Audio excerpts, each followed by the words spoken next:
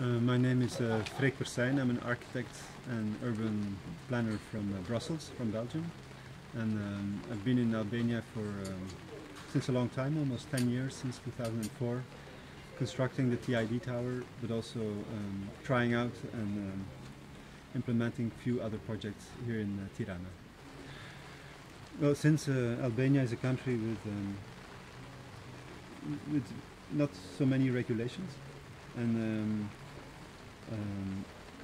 this together with the fact that many people are very ambitious, I think for us Albania has really been a condition where things can be tested and almost inventions can be made. And what we found very inspiring to work here was the openness with which people approach problems. And I think once this openness will find a context or a kind of social organization which is less limiting but more offering freedoms, I think the platform that Albania would get would be really amazing, because we have really done our best work, I think, here in Albania, and many people don't believe it if you talk about it, but if you see the result, it's undeniable that there is a lot of potential. I think the main challenges for the country is to stop exploiting simply the extreme richness and the beauty that the country has. So I think the main challenge is to create a new mentality about what it means to have so many resources in the country. Albania doesn't need new buildings. Albania needs to develop its sense of environment very much. So I think the development is partly giving a sense to how things come together. More in the more metropolitan regions, it would be thinking about the public space, thinking about the streets, thinking about services. But in other parts of Albania, to promote development, I think you need to block some things and to say some parts of the country we will not develop too much, and this will be a way how to develop qualities, because yeah, it's obvious that new models of what quality is should be found.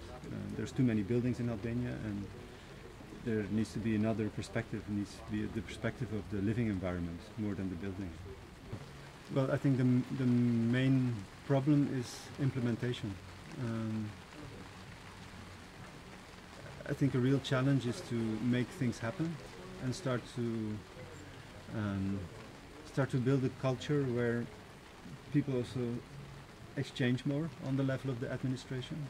So the problem of administration is that everyone has its own responsibilities, and very often the solution for the problem is to be found in another administration. So if you start to link problems, you can find solutions quite easily. But in order to trigger that, you need to have a culture which is more exchanging and where information is more accessible. And so the question of implementation and the question of transparency of decisions also starts with the availability of information. So building a more thorough data set and inventing more ways of working which allow to exchange. I think that's a huge challenge. Yeah, I think there's two main resources, maybe three. One is the position that Albania has in relation to the rest of Europe, but also in relation to Turkey. I think it's today it's a very interesting position because in a way it's much more in the middle than it used to be. The second resource is a very obvious one. It's the landscape, the mountains, the sea, the rivers, the plains.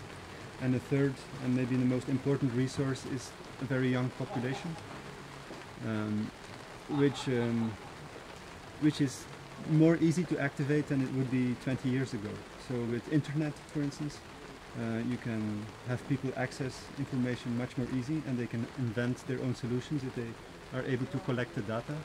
So to build a very strong internet network is almost more important than to build public transport, I would say.